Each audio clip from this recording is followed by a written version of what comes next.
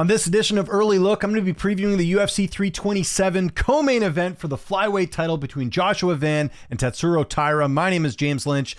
In today's video, I'm going to go through a bunch of different stats and intangibles, and then I'm going to give you my prediction for this fight at the end. Watch till the end, and then when you're done watching, let me know in the comments what your prediction is for this fight. Would love to hear from you. Always love interacting with you guys when it comes to these upcoming fights. Let's do a quick tail of the tape between these two. 5-round fight in the co-main event, like I mentioned. Joshua Van, 16-2. Taira is 18-1. 24-26, two of the youngest fighters on the UFC roster, 5'5" to 5'7", 65 to 70. So see Taira going to be a little bit taller. He's also 2 years older. But we're going to start first with the current flyweight champion, Joshua Van, the Fearless, as they call him. And I mentioned there the 16-2 record. He's got 8 knockouts, 2 submissions, and 6 decisions. He's going to be 2 years younger than Tatsuro Taira. He's the second youngest UFC champion in UFC history at 24 years of age and 57 days. He's the first Bernese-born champion in UFC history, first Asian-born male MMA champion in UFC history, and he's the first champion born in the 2000s. He's also got the fastest knockout in a UFC flyweight title fight at just 26 seconds against Alexander Pantoja, but that was an injury like we kind of know already.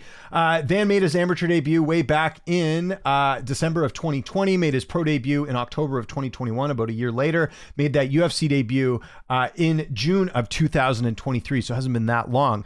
Some notable wins in the UFC. He's got a 9-1 record there with 3 finishes. Some notable wins include Zalgas.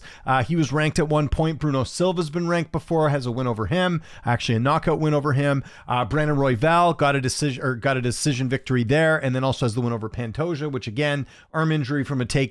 It's one of those wins that can't take too much away from, and nothing against Van, but that's not a win we're going to look back and say, oh, that was a great victory there. It was just kind of a unfortunate accident that happened, and hopefully we'll get to see the rematch. His only loss in the UFC has been against Charles Johnson. That was a 3rd round finish in that one. He got finished there 20 seconds into round 3. Joshua Van hasn't had any major layoffs throughout his career. He's been pretty active, especially last year. If you look at the schedule here, fought 5 times. Sorry. 4 times, sorry. Very active, though, in 2025. Going to be having his first fight of 2026 in this fight. Van has not had any close fights. They've all been pretty decisive, even the win over Brandon Royval. Don't think there was any question that he won that, or that he won that fight over Royval, especially dropping Royval in that fight. Let's go take a look at Van's stats. Look at this significant strikes landed per minute, 8.84. That's a really high number. His striking accuracy is at 56%. His striking defense is at 57%, doesn't get hit that much. Takedown average is 0.84, doesn't shoot for those too often. His takedown accuracy is at 63%. His takedown defense is at 81%. That'll come in key a little bit later in this breakdown. And his sub average is 0.0. Wanted to mention that Charles Johnson fight that we talked about. Johnson did outland him here, but if you look at Van, actually was having some success in that 2nd round before he got finished in the 3rd. So he did outland Charles Johnson in that fight. Just a little bit of context I wanted to mention, because you see knockout loss. There was actually a fairly even fight going into that 3rd round, although round 3, you can see 8 strikes compared to 1 there for Charles Johnson. So just wanted to mention that quickly. Okay, that's everything you need to know about Joshua Van. Again, not a whole lot to work with as far as the amount of fights. He's only got 10 UFC fights in his career. Now let's move along to the best. I didn't even know that's his nickname. Tatsuro Taira. Might want to change that nickname. A little boring there. So yeah, you can see Taira, 26 years old, 5'7" with a 70-inch reach. So kind of an interesting thing here. 2-inch height advantage, 5-inch reach advantage. Will the reach be a factor in this fight? We'll have to see. 18-1 record. I mentioned it there. 6 knockouts, 8 submissions, and 4 decisions.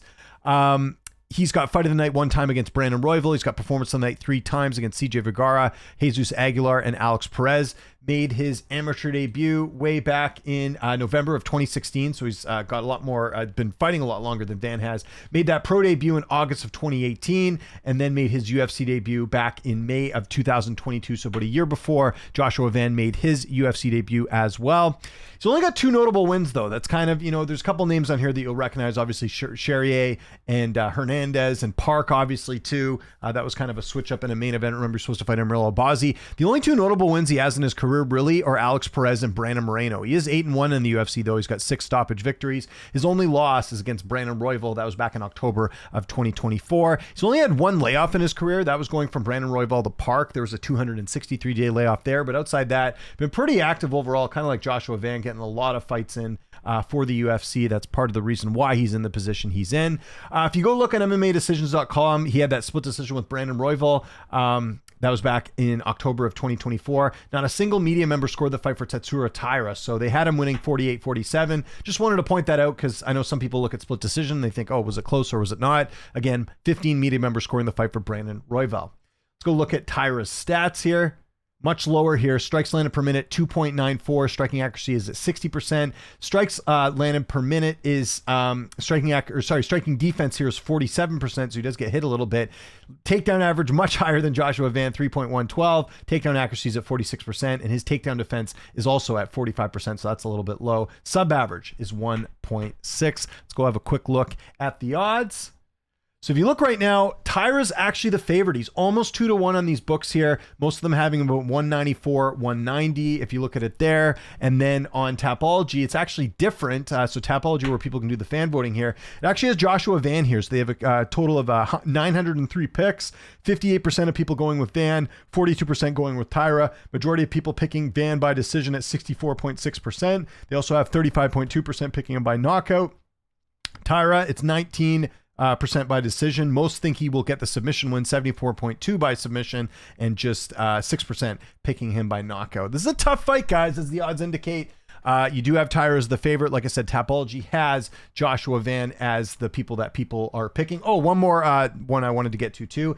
AI, as we usually do, I use Fight Signal. If you look on fightsignal.com, right now they have Taira as the favorite at 55.3% compared to 44.7%. I might do a 327 AI prediction video where I'll include the main event and co-main event. We can dig into the stats a little bit more, but again, they do favor Taira in the spot. So just to be clear, the betting odds and AI predicting Taira to win, Tapology, the fan voting, going with Joshua Van. So which way am I going on this one? It's a tough one, but I think I got to go with Joshua Van on this one. Now, there's a couple of reasons why I'm going with Van. Let's start first with the fact that Van is 2 years younger than Taira. I think he's getting better and better every fight. It's tough to kind of gauge anything off that fight with Pantoja, again, because it was an injury.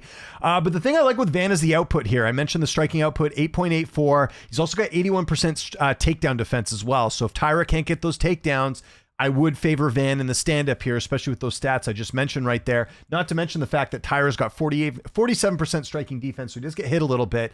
And again, if we want to talk about opposition, the opposition's fairly even as far as who they fought. I mean, that win over Moreno looks great. That's why he's getting this opportunity. But outside that, you know, it's kind of tough to say. The Alex Perez fight was a knee injury. You know, the competition hasn't been that great, and he's still at 47% striking defense. That's where I am a little bit concerned there. Now, Van has been submitted before. Again, you saw the majority of the fans picking Taira by submission here. He did get submitted, but that was a long time ago. That was in his third pro fight back in 2021, got choked out in the second round. Since then, I haven't really seen him have to test the ground game out too much. In fact, he himself has been using a bit of a ground game as well. We did see a submission win in Fury FC for him in the second round too. So we'll have to see there, but a 4-ounce Fight Club, obviously working on that ground defense as well. The only time Van's been, was lost in the UFC was that Charles Johnson fight. He got knocked out in the third round, but like I showed you guys there, that was a fight that Van had a very good second round, tough third round, ends up getting finished there. So his only loss has been by knockout. And yes, Taira does, to his credit, have 6 wins by knockout, but I wouldn't say he's got like a ton of power. The Brandon Moreno win was more like a TKO win. He had him in a bad spot. You can see it there. It's punches from back mount. So again, it was a TKO win, but not one where like he caught Van, similar to what Charles Johnson did. And then the only fight I would say that was close to that is the Carlos Hernandez fight. He ends up getting another TKO finish there. That was a left hook with ground strike. So very good at the TKO finishing there, which is good. Not so much on like the one punch knockout power. And the Alex Perez injury was a knee injury from a takedown. So that also counts as a TKO win. So kind of what I'm getting at is if I think the fight stays standing, I think that favors Van. And I think Van should be able to do that. Now, obviously there's some concerns on the ground with Van, but again, until I see him look weak on the ground, don't really think I can lean that way.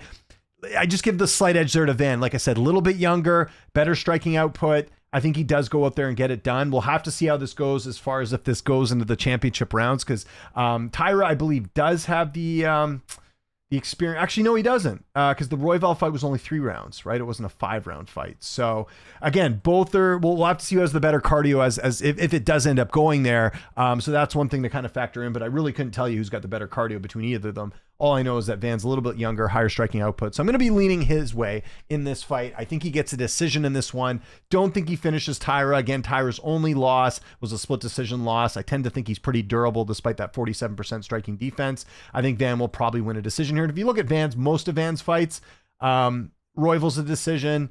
Tatsuro a decision. Cody Durden was a decision. We've seen Durden finished a bunch of times. Cherise was a decision. So I'm leaning more towards decision as opposed to stoppage here with Joshua Vance. So that's going to be my pick for this title fight. So let me know in the comments which way you're leaning here. What's your prediction? Don't just want to get a pick. I want to get an actual prediction on this fight. You let me know which way you're leaning on this one. Again, very close fight between two of the best young prospects in the UFC right now. Follow me on Twitter, TikTok, Instagram, @Lynch on Sports. My name is James Lynch. Thanks so much for watching, and I'll see you next time.